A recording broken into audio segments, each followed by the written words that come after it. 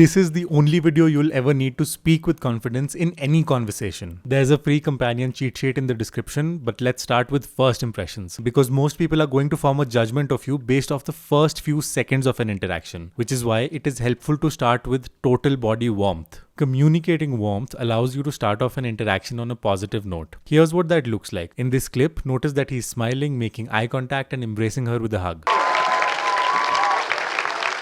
Now you don't obviously have to do that exactly. Sometimes the most appropriate form of touch can be a handshake. How you doing, Mr. President? It's good to see you. Nice to see you. How have you been?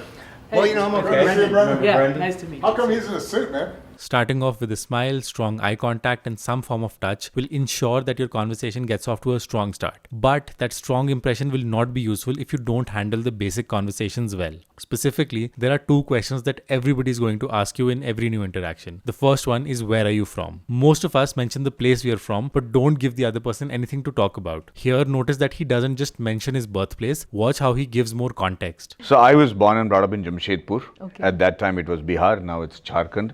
So I basically belong to both the states. I'm a Tamilian, so I also belong to Tamil Nadu. And I married a Maharashtrian and I did my education in Maharashtra, so I'm also a Maharashtrian. Now, you don't have to have a fascinating geographical backstory like that. Just mention one more thing about where you're from. That's more than enough to keep the interaction going. But by far the most important question you'll get in every conversation is, what do you do? Unfortunately, if you just mention your job title here, you are missing out on a huge opportunity to gain respect in an interaction. Instead of mentioning your job title, watch what happens in this clip. If you had to summarize what you do for people professionally, how would you summarize it? I help them understand themselves. And now expand for me what that means. When he says that, you automatically become interested in what he does. In fact, the interviewer even had to ask a follow-up question to help him expand. You don't have to have this mysterious sort of answer to make your work sound more interesting. Instead, you just have to follow 3 simple steps: what, where, and why. Talk about what you do and where. Add 1 or 2 more sentences about why you do what you do. This is where you can mention what you like about your work. Or if you're considering something else, this is where you can talk about your aspirations and goals. Using these 3 steps is far more captivating than just saying consultant or software engineer. Now, if you'd like to build all of these habits step by step so you don't have to think about the steps in conversation, click the link in the description to join the waitlist for my upcoming masterclass. But after first impressions, there is step 2, which is conversation. In most early stage conversations, you will find yourself talking about stuff you see around you like this. In terms of, although the approach to the apartment is a bit of a project, but otherwise I feel okay. Has something changed? In what way? Approach to the No, apartment? I just think that even last time, because of the fact that this is a big complex here, right? In terms of the coordinate. No, I thought because of the Ganesha thing, maybe you got No, stuck it was on fine the way. today. This type of small talk is useful because it gets everyone comfortable around each other. Once that happens, you can transition away from these topics through a related reframe. You don't have to answer every question at face value. The most interesting conversations happen when you take a statement and talk about something related to it. Watch Shashi Tharoor do that here as he's asked about his education, and notice the way he speaks after talking about his PhD. He then transitions to talking about lifelong education. Well, education is important, but I would say it didn't end with my PhD. The whatever earned me the title of doctor was the PhD, and that PhD in the end was merely a kind of disciplines. But I would say to everyone, education doesn't stop with a formal degree. I feel I've been learning every day all my life. One situation where you can talk about something related is when you speak about art. Invariably, you will spend a lot of time talking about books, shows, movies, and anime with people. When that happens, instead of just talking about your favorite movies or shows, give more context. For instance, here Palki Sharma is asked about the kinds of books she likes to read. Instead of saying I like history books, notice how she talks about history as a field in general before talking about the books. The world is so big that I pick up one thread and I lose another, and because I'm not, in school I did not study history or in college. But as I delved into books, I realized that I'm really enjoying what is it that is driving our world and how people are taking lessons from history. And so I started reading, say, about Europe or about West Asia or, all sorts of books on geopolitics and history. But sometimes what can happen is you don't know what to say next, or your mind goes completely blank. When that happens, there are 2 phrases you need to remember: makes you think of and reminds me of. When you run out of things to say, take a pause and then start talking about what their statements make you think of. Watch an example of that here as he literally uses the word reminds me of. So Yes, that sir. song was popular. You talking about your songs reminds me of something.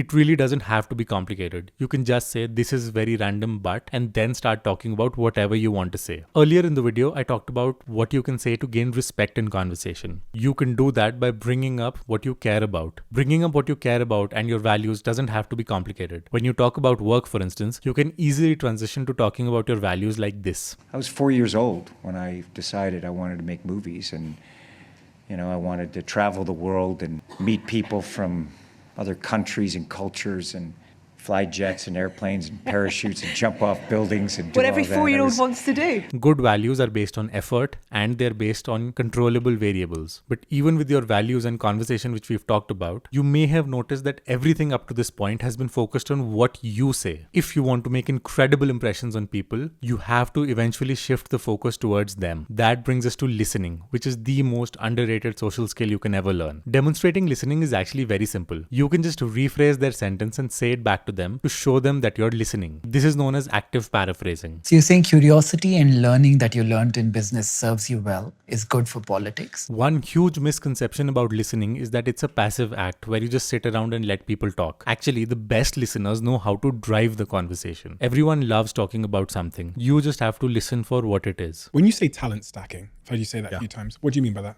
So, this is one of my favorite topics. Typically, most people enjoy talking about what they're proud of or passionate about. Do you have any other passions from any other passions? Outside of work? But if you want to form a deeper connection with them, focus on their formative years. On the Diary of a CEO podcast, for instance, they open most of their podcasts with this question. What is that early context that people need to know to understand the man that sits in front of me today? This isn't to say you have to start conversations like this, but I'm pointing out the topics like friends, family, and formative years are great ways to understand people and to connect with them, because these are topics that move people emotionally. Now, let's say you lack the confidence to follow these habits in conversation. That brings us to a misconception about confidence. You might think you want confidence so that you can get the promotion, interview, date, or whatever you want. Unfortunately, this is exactly backwards. Genuine, long-lasting confidence comes from building courage. Watch Shah Rukh Khan talk about that here. Being brave means being shit scared all the way to the party.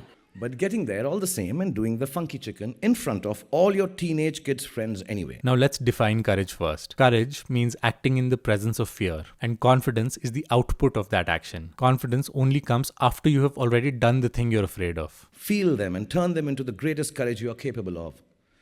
I promise you, nothing will go wrong. But if you live by your fears, everything that can possibly go wrong will go wrong. Now you might be thinking, how do I do this? There are two ways to deal with fear. The first one is presence. It's so underrated and people don't actually realize this about sport a lot of the times. That's why the people who end up playing sport at a higher level, आप किसी से भी पूछोगे, they are absolutely precisely focused and present. The reason presence helps is because fear lives in the future and in your mind, and being present in the moment makes it easy for you to be courageous when you need it. But being present is also very hard, and in many years it takes years of building a meditation practice of some kind, which is why the second habit is far more useful. I have very late in life again stumbled upon the idea of or the concept of self-acceptance. It's taken me a long time, but I feel that is the beginning of self-improvement. Self-acceptance just means refusing to reject yourself when something goes wrong. Because when you change your behavior from a foundation of self-acceptance, you won't feel like you need courage in every moment. You will move through the world knowing that you are okay just as you are. And ironically, that makes change very easy. To put that into action now, shrink whatever action you're afraid of into a smaller chunk so that you're no longer afraid. Ask one more question in a meeting, speak 10% louder for one more sentence, or just start a new conversation without worrying about how it'll go. Small transformations like this will make you the most magnetic version of yourself. And if you'd like to build all of these habits step by step, make sure you click the link in the description to join the waitlist for my upcoming masterclass. Thank you so much for watching, and I will see you in the next video.